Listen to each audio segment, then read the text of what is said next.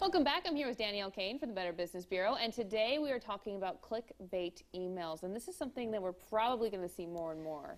Yeah, so we're talking about this right now. It's not anything new, but we're talking about it now in the wake of the death of Kobe Bryant, his daughter, and several others on the helicopter crash.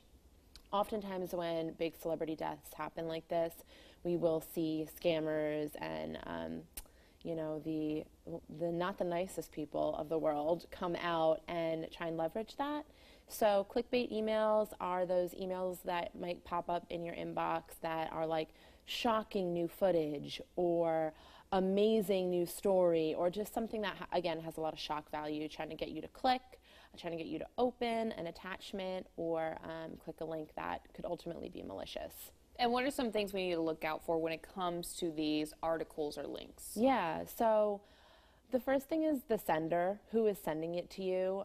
Is it a person that, is someone you know or looks like a name that you recognize? Or is it a news organization that maybe you subscribe to or a news organization that you frequent when you do read the news? Check the domain name of the sender to see if it's legitimate.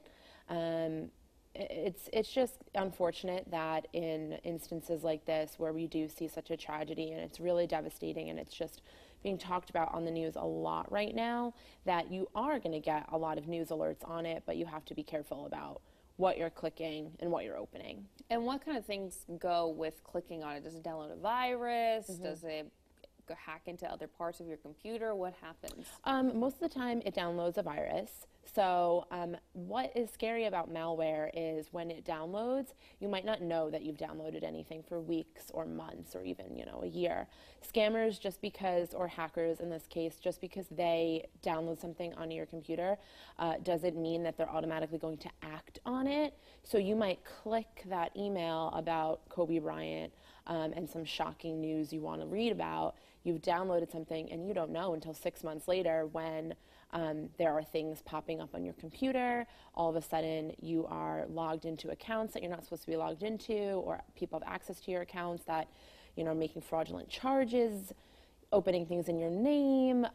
Just anything kind of fishy could happen when somebody gets access to your computer. And what should we do if that does happen? If that does happen, a couple things you should do. First, definitely call your provider. So if you have an Apple or Microsoft computer, let them know. They might be able to look into it further for you to see what's actually going on.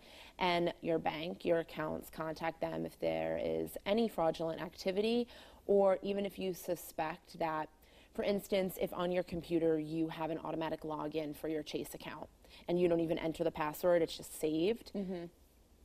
That's a possibility that someone could have access to that now.